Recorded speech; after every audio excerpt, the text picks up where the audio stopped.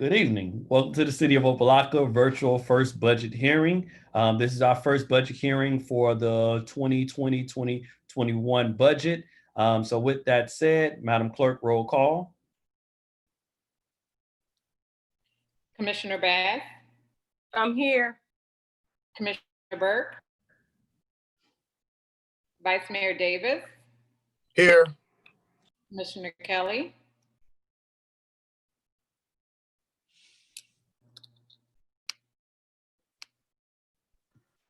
Present. Mayor Pygott? I am here.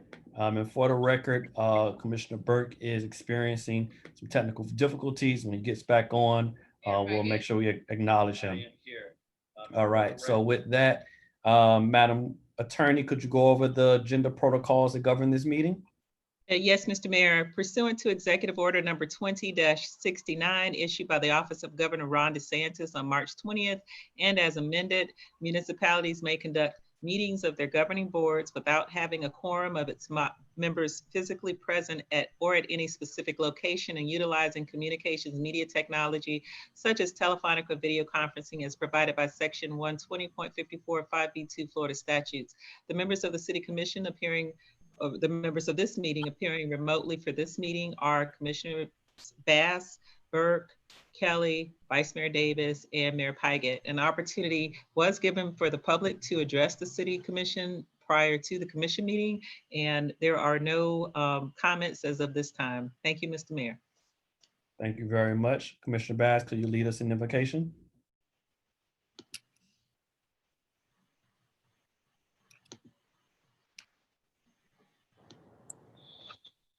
Yes, I'm here. I'm here.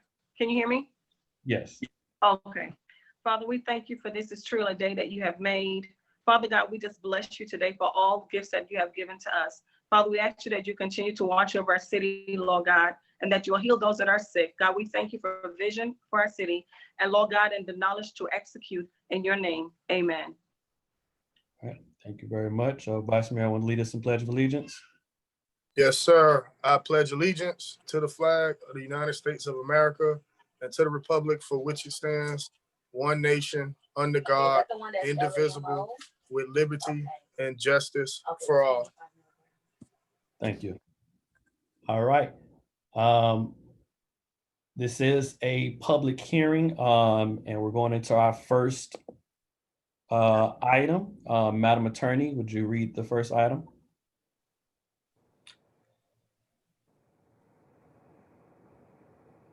An ordinance of the City Commission of the City of Opa-locka, Florida, adopting a final millage rate pursuant to Section 200.065 Florida statutes for fiscal year 2020 through 2021, commencing October 1, 2020 through September 30th, 2021, setting forth public hearing dates, providing for adoption of representations, providing for repeal of all prior ordinances in conflict, providing for severability, and providing for an effective date. This is sponsored by the City Manager. All right. This is a public hearing item. Madam Clerk, could you state for the record the govern public hearings, and also state the comments we have at the moment? Yes, good evening. So the public had an opportunity to submit comments for this evening's public hearings via email at publiccomments@opalockafl.gov. by calling 786-618-2636 and leaving a pre-recorded message, or by joining Zoom webinar. At this time, Mr. Mayor, there are no comments. Thank you very much.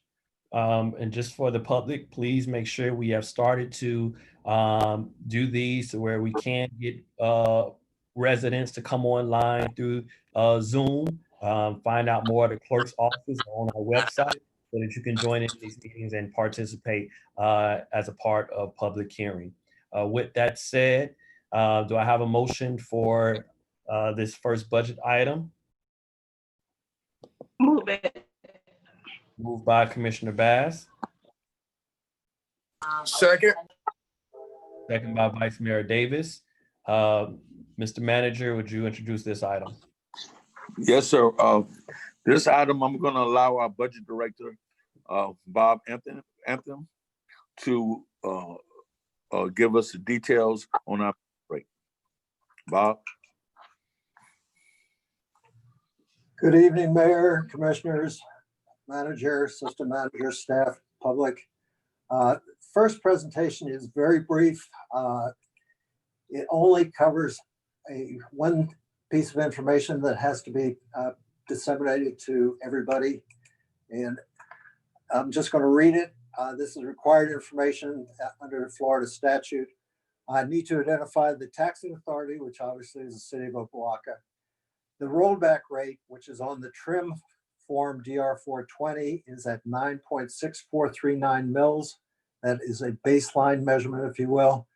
The tentative millage rate under discussion tonight is 9.8000 mils, which is 1.62% over the rollback rate.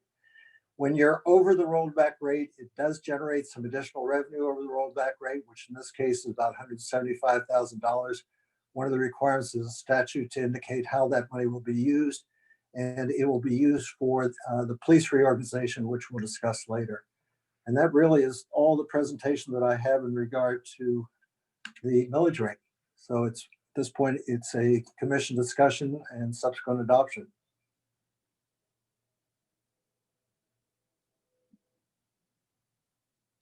All right, the floor is open for discussion.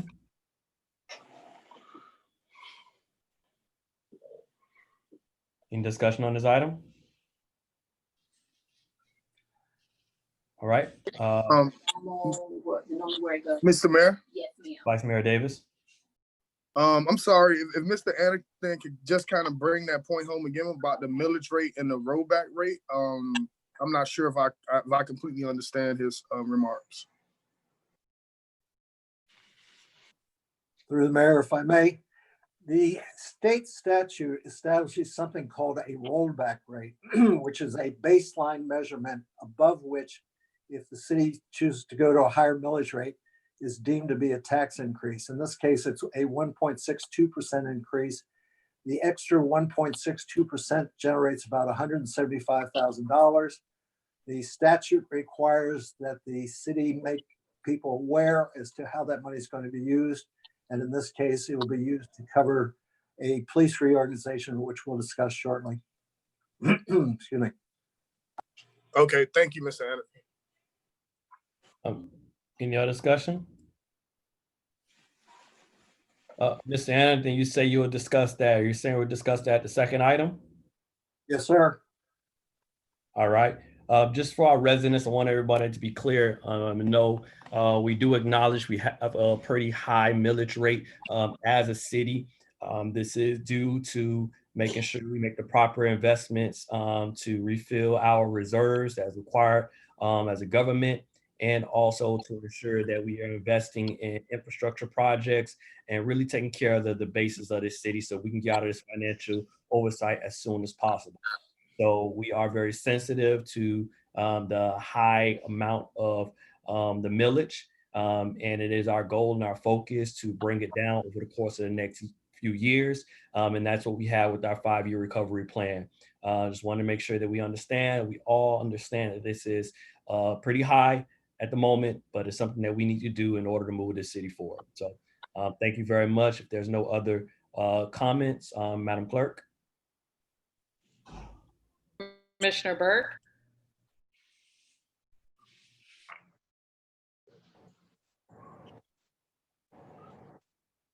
Commissioner Burke. Yes. Vice Mayor Davis. Yes. Commissioner Kelly. Yes. Commissioner Baz. Yes. Mayor Pygott. Yes. Motion passes 5-0 first reading. Madam Attorney.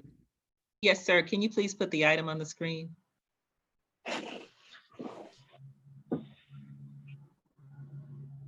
I have it. Thank you.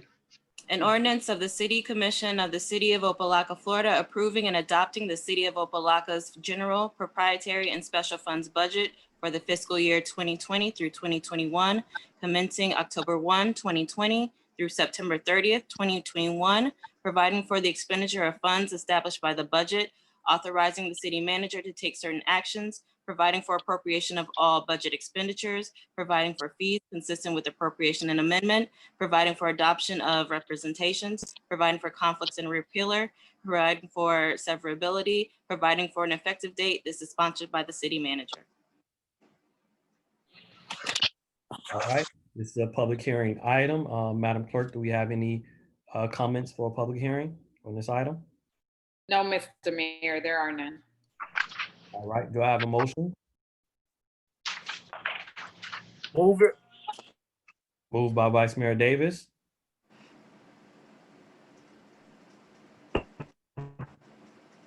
Second. second by Commissioner Bass. Mr. Manager, you have the floor. Thank you very much, Mr. Mayor. Once again, I'm gonna have Bob Anthem to go over the budget for us. Thank you very much. Bob? Yes, sir, I'm up. Good. This presentation will be a little bit longer. It really is in three parts, and then it's going to revert back to the commission, obviously, for discussion and adoption. The first item is a budget adjustment. I made reference to it before, and I'll give you a little more detail in a moment. Second, I want to give you the status of the state review budget submitted first at July 31st, and then going to go back through as a refresher through the fund highlights just to remind you what was in the budget originally. Having said that, it became necessary to contemplate a budget adjustment. The budget, as you remember, was submitted to the state on July 31st.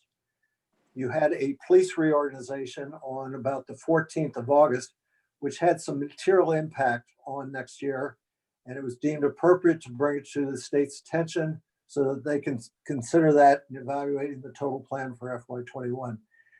So the police reorganization, is indicated on the screen, was $205,013. There's a secondary, I'm sorry? Are you reading from some slides that you want us and the public to see? I thought I was, and I thought I had it set up. Let me try again. I apologize.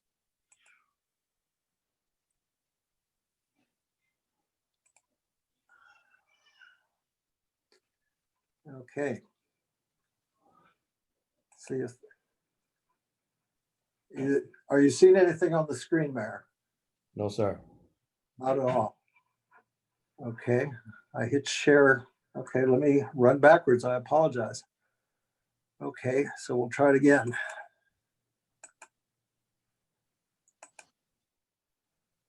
I'm hitting share screen down below. I'll hit that. And did that improve things? Yes, Is sir. something- Okay, I do apologize. PowerPoint, and you got to take into presentation.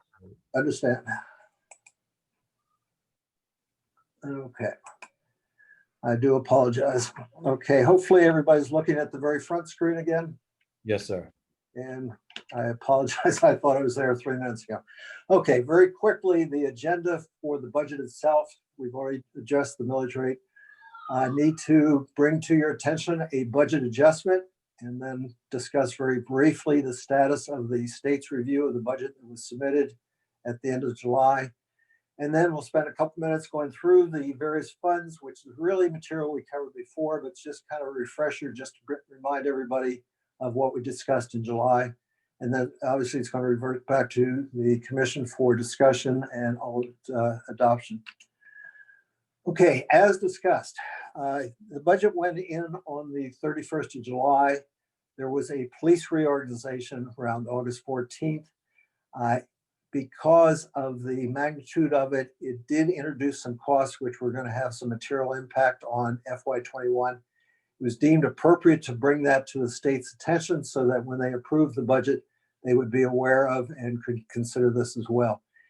In addition to that, there was a secondary thing that came to the fore in August.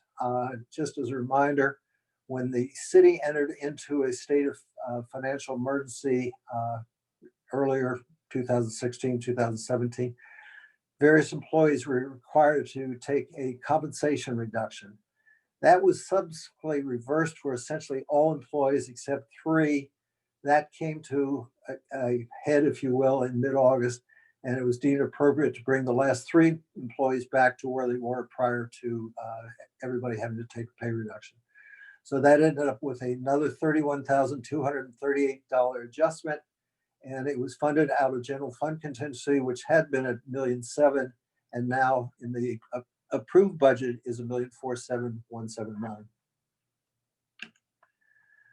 The state did review the budget as submitted on July 31st and as adjusted on the 14th of August. They were very comfortable with it, and they came back with a very short response. Essentially, it said approved as presented. No amendments were required.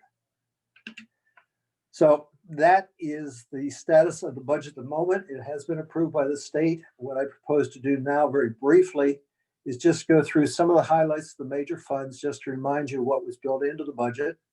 The tax-based growth was 7%, which you were made aware of before.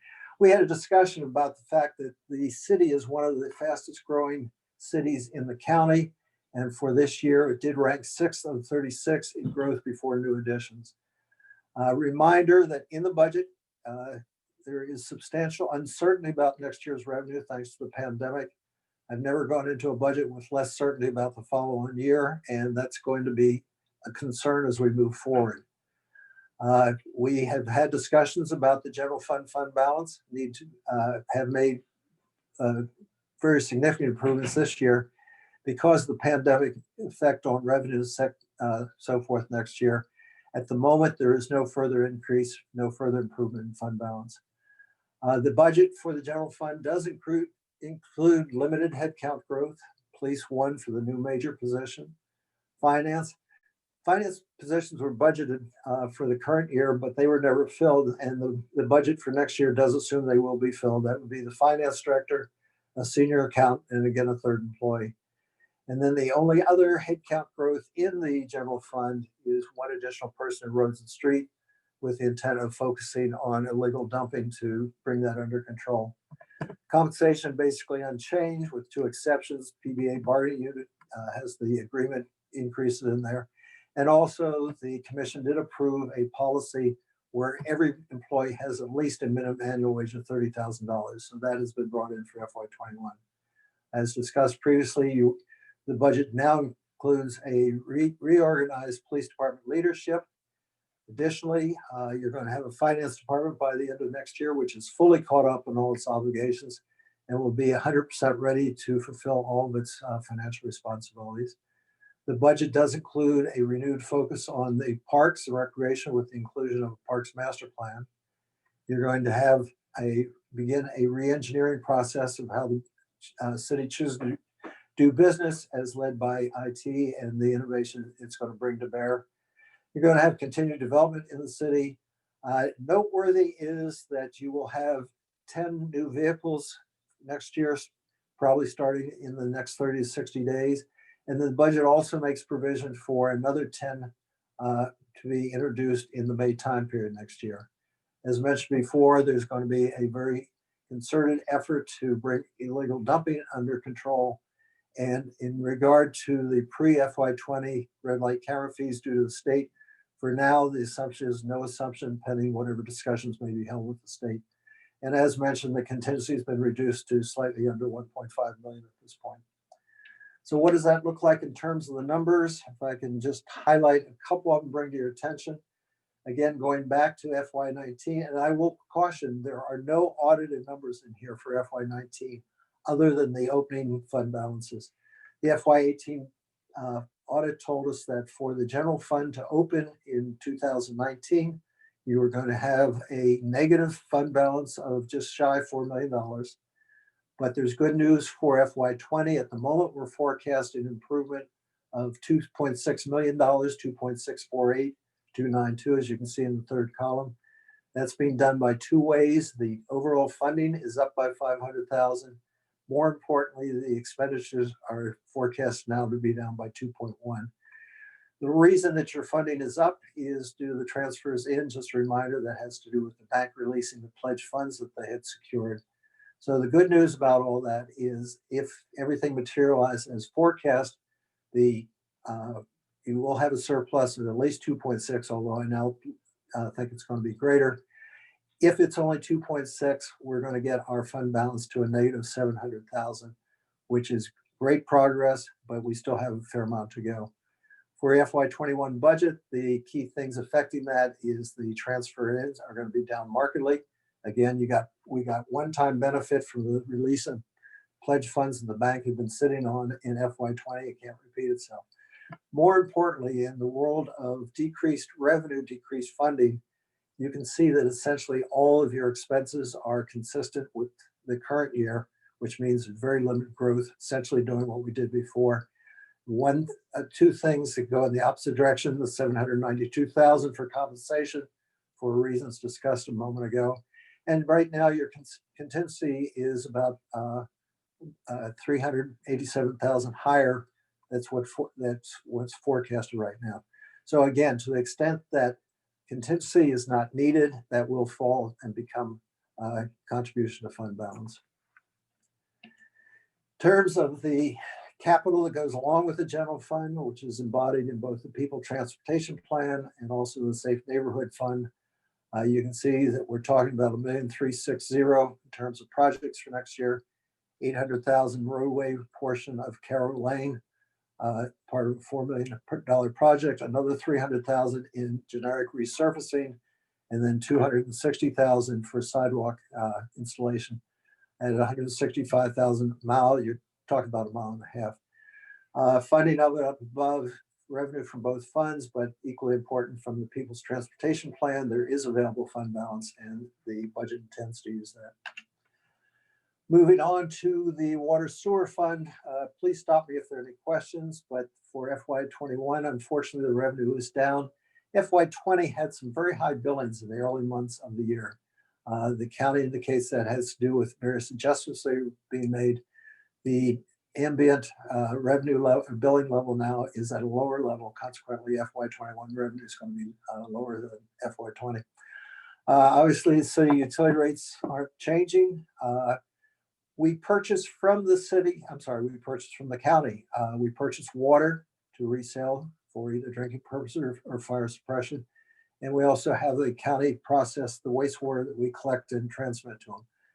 These are the rate increases in there. I'll tell you in a moment, but just to be a spoiler alert, that's about $4 million right there. So it's a rather major expenditure from the Water Sewer Fund. As has been discussed before, the city will again pay $1.2 million of debt service to the county. And there's going to be $3.6 million of capital investment, which we'll look at very briefly. Behind it all, there are some billing legal issues. It's not, does not assume within the FY21 budget that they are fully resolved this next coming year. And there's also work, you also have a task force that's focused on delinquency accounts from some of the old accounts. That work is not included. Their track record at this point is not definitive enough to actually build that into the plan, so it's not there. And the restoration reserves, as you'll see, is a work in progress. Okay, if I can bring your attention first to the FY19 numbers, the beginning position, as was the case in general fund, is a negative number. I think it's going to get a little worse in 2020, or it'll actually become negative $2.4 million. But as was the case with the general fund, if I can draw your attention to the third column for the forecast, we think that there will be roughly a $2.5 million contribution to that fund balance to get it into positive territory, as you can see down below, 474,000. When you look at what's going on or what's proposed to go on in FY21, you can see, if I can draw your attention to the rightmost column, revenue is down FY20 because of that burst of rather large bills that we saw in the first half of FY20. You are taking advantage of grants and loans. These are not new grants or new loans. These are what had been previously granted or provided and are now being pulled down for use. And that becomes the basis of the $3.5 million of capital work that you can see further down the column here. I can draw your attention back up to operating expense here. 6.2 million, close to 6.3 million is a very large number, but as I mentioned a moment ago, by the time you take the monies that are being paid to the county, either to buy water or to process wastewater, and add to it the DERM fees that have to go to the county, that's about 4.9 million. So operating expense for pipe repairs and everything else is only about $1.3 million. So that, that in a thumbnail sketch is the water sewer fund. We talked about the $3.5 million, $3.4 million of investment. You can see, as mentioned before, the primary sources of it are the previously grants and loans that the city obtained, which are now being pulled down there. Money being spent primarily on the Carroll Lane, 2.9 for water sewer as a portion of $4 million project. And the other 500,000 has to do with design work for zones 1 through 6. Moving on to the stormwater funds very quickly. It's, of all your funds, is probably in the best state financial condition. It has a very strong reserves. It's going, as I'm going to show you in a moment, the end of FY20 is forecast to be over 2.2 million. Only has to have a fund balance in the range of a little over $100,000. So you'll see in a moment, I'm going to propose using 1.95 million of it for infrastructure work. Equally importantly, this has been a one-person division. The new budget allows for 2 more people to come aboard to start doing all the regular maintenance that is necessary and should be done. And as I mentioned a moment ago, we'll look at $2.5 million of infrastructure investment.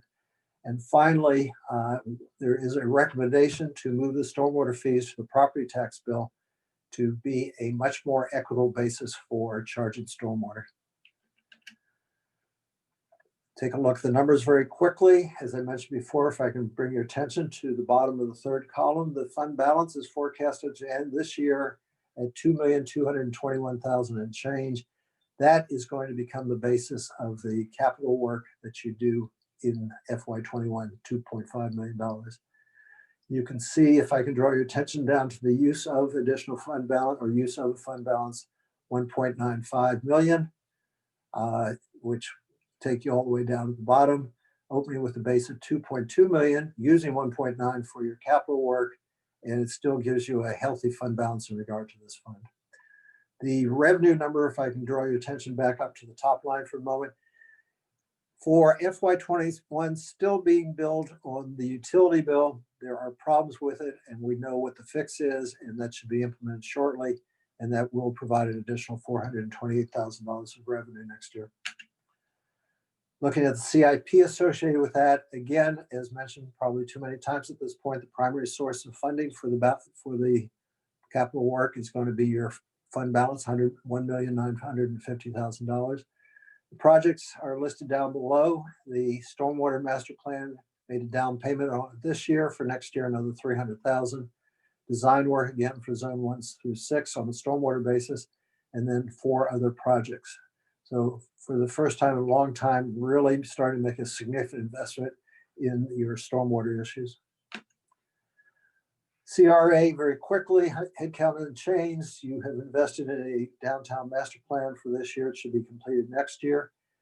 The projects that are in there, I've labeled as initial because I suspect that they are going to be rethought through subsequent CRA meetings. So very briefly, what they are is they address CRA plan update, a continuation of the facade plan, investment in streetscape to increase foliage, and also an investment in parks. That's what's in the current budget. Is, again, as I said before, I think that will undergo change as we get into the new year. And I've also made reference to a growing fund balance, which will get you under the current plan for next year up to a fund balance at the end of next year of a little over $1 million. The operative things on this, if I can bring your attention to the 3rd column, the transfer out $360,000. Meant to mention that in the water sewer fund scenario, I did not.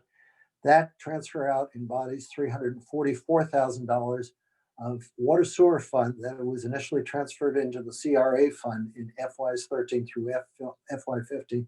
They really belong in the water sewer fund, and that's what you're seeing here in terms of this $360,000 transfer.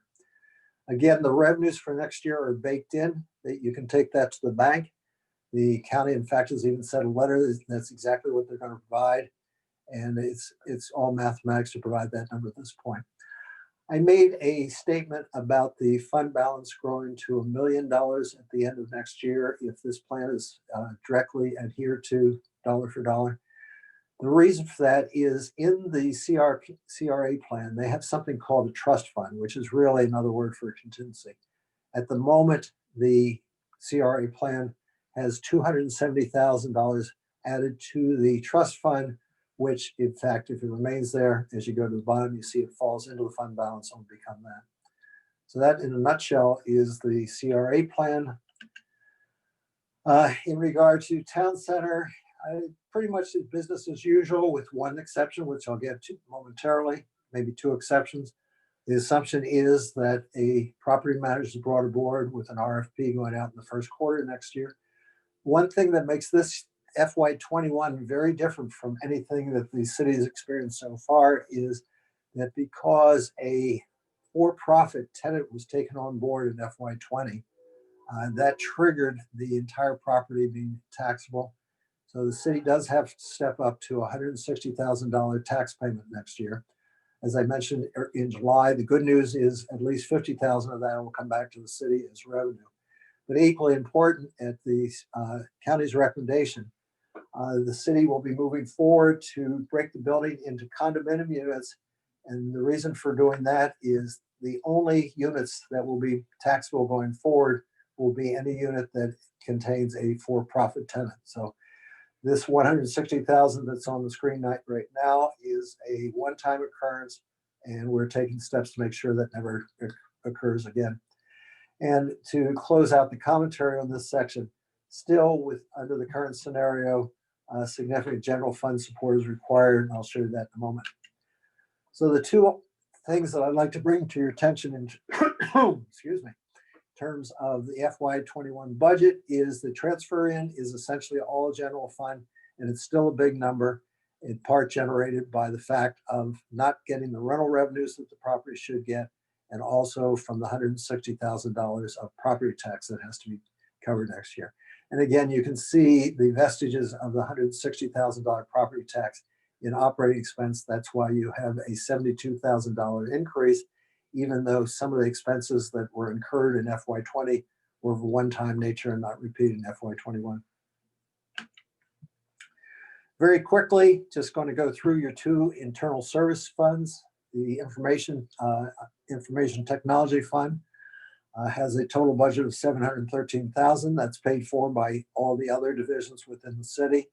And again, this is going to be your agent for change in terms of starting to change the way the city does business, in terms of bringing its business procedures into the 21st century, in terms of using technology properly and building procedures around that to take advantage to it. The remaining fund to be looked at very quickly is your risk management internal services fund. And again, that has been discussed in recent commission meetings.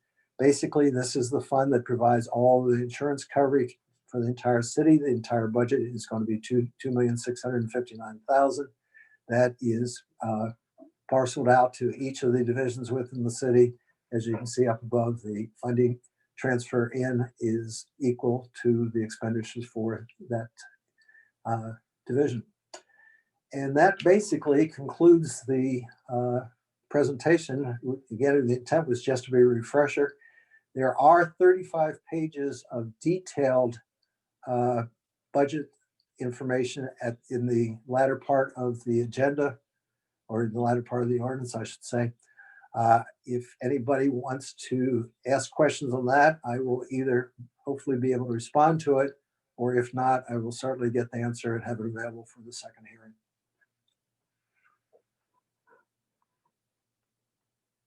And that is all I have, so I will go back to the main screen. All right, thank you very much. Floor is open for discussion. Mr. Mayor. Commissioner Bass and Vice Mayor Davis. Okay, just a quick question.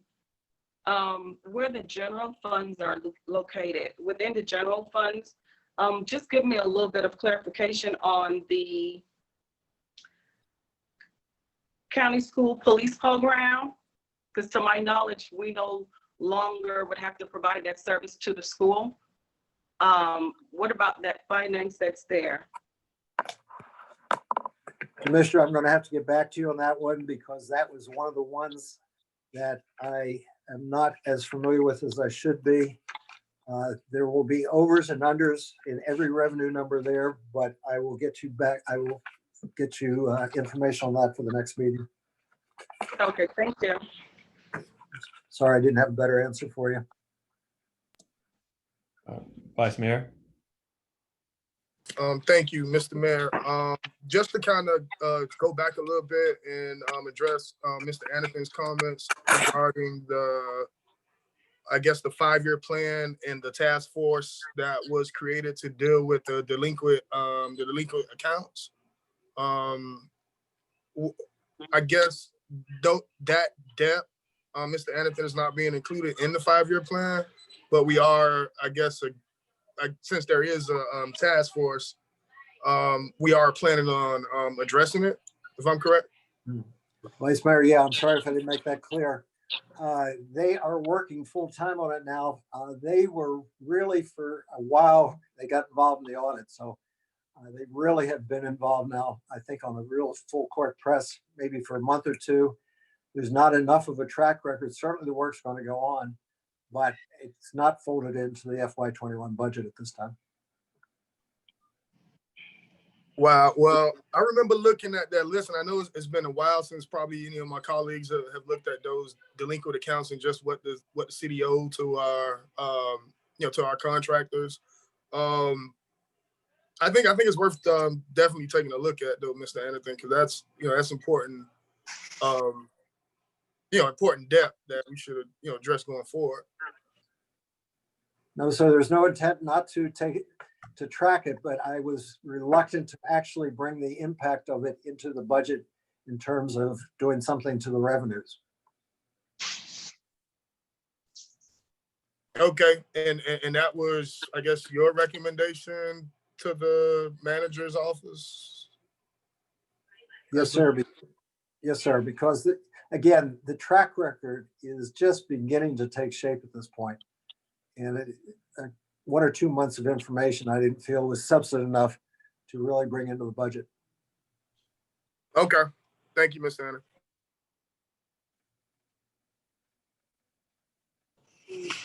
Any other discussion on this item? Mr. Mayor, Commissioner Kelly? let me ask a general question first. When was it decided to put all of these budgets into one particular ordinance?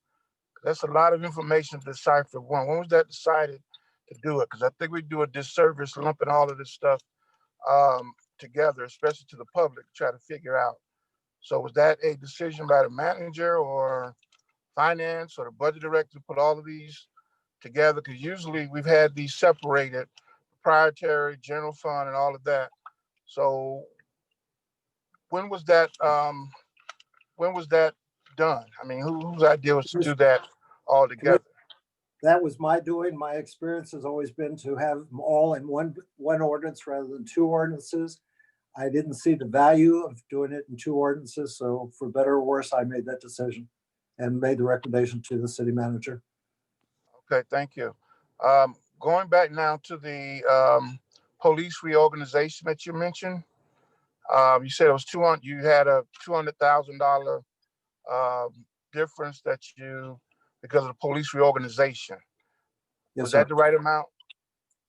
205, but yeah, you're in the right, certainly the right. Okay, I guess maybe to you or to Mr. Ellis via the manager, I'd like to know exactly how that $200,000 breaks down for police reorganization. And I know the state has already said that they don't have a problem, which to me now they don't care about the problem as long as the money's budgeted. So I understand that part. But I'd like to get Mr. Ellis a breakdown of what that reorganization of $200,000 looks like, since it happened really over the matter of course of, I guess, 2 weeks, what that translates going into next year's budget, since you're budgeting it for. The second question I have regarding the increases from the county. I noticed you said in presentation that our rates would not change. So where is that county increase for the potable and the wastewater going to be absorbed at? Since I guess we're absorbing it. Exactly right. We are absorbing it, and that is what makes that fund a little difficult at the moment to be able to do much in the way of infrastructure improvement. We're doing a fair amount, but at the moment, I don't think there's any, I'm going to make a statement. I'll probably get in trouble. There's certainly no consensus to raise the rates. And at the moment, with the narrow, I'll use the term narrow margins on that fund, the city's not yet in a position to reduce them. So it just has to be absorbed. It just means less gets down into the fund balance. So we're absorbing the county rates that they're passing along. We're just going to absorb those, and we're not passing along to the residents. We're just going to absorb that through our own balance, and which will make it less in those balances. Yes, sir. And that was, again, my recommendation on being sensitized, I think, to the awareness that our rates are considered to be very high now. And I did not make a recommendation that the city do a rate increase. Well, there was supposed to have been some discussion a while back on looking at our rates, whether they were going to go up or down or what have you, because we haven't had one really done in some years. So I guess that's still somewhere down the table later on. Okay, I have other questions, but I'll do like I did before. I will email them. Thank you very much, Mr. Anthony, for your answers. Thank you, Mr. Mayor. Thank you very much. All right. Floor is still open for discussion. And Mr. Anthony, please make sure that police reorganization breakdown gets to all of us so we can take a look at it. Mr. Mayor, this is Mr. Ellis. We'll make sure we take care of that. Thank you. Right. Hearing no other discussion on this item. Looking at this budget book, is this going to be the final document that's put on our website that we're voting on today? No, sir. I'm in the process, as was requested, to get into it all the pages you might expect to find. There's probably going to be about 15 pages of pie charts. There's probably going to be about 20 pages of qualitative material, and there will be a linkage between the accounts and the account numbers at the back of the book. Awesome. Thank you. I just want to make sure, because right now when looking at this document, it's a lot of spreadsheets. And this document is almost like our annual report as a city. Lets us know who we are, where we're going, how we're spending the money. And right now with the spreadsheets, I see it's a lot of spreadsheets. And sometimes it's difficult for the average person to go through that. So I'll be looking forward to seeing those pie charts and breakdown of our debt like we had in budget books in the past so we can move forward. So thank you very much. And we look forward to seeing that moving forward. Outside of that, I think this is a very well put together budget. Much respect, Mr. Anathan, Mr. Manager and team for moving this forward. I know we've been talking about this for over the past few weeks, months, actually, along with aligning it with our 5-year recovery plan. So there's been a lot of discussion to get to this point. I also want to thank the state with their technical assistance. I know it was provided to make sure that this budget, when submitted to them, was quickly turned around, approved, and is moving this city forward with significant investments in the basics of what make this city thrive, which is our parks and recreation, stormwater infrastructure, capital improvement projects. So looking forward to seeing a lot of this stuff move forward. And I want to thank everybody involved in putting it together. With that, if there's no other comments, Madam Clerk, roll call. Vice Mayor Davis, Yes. Commissioner Kelly, Yes. Commissioner Bass, Yes. Commissioner Burke, Yes. Leggett. Yes. Motion passes 5-0 first reading. All right. Madam Clerk, could you state for the record when is our next budget hearing?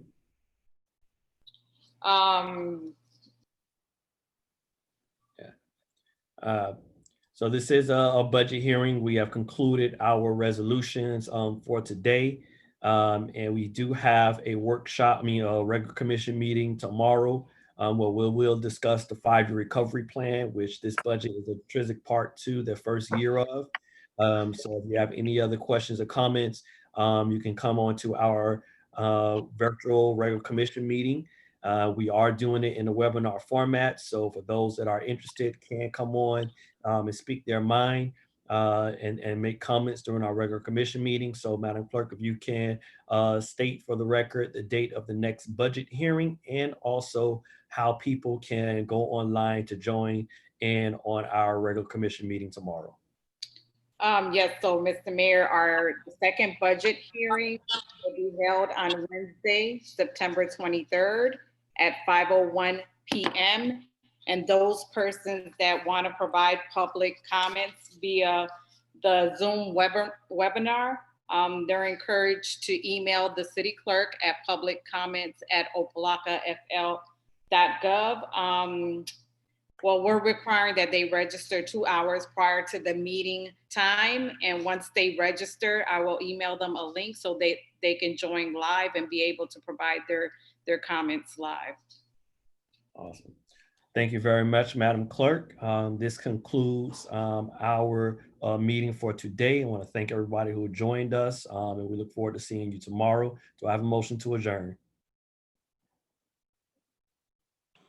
Move it.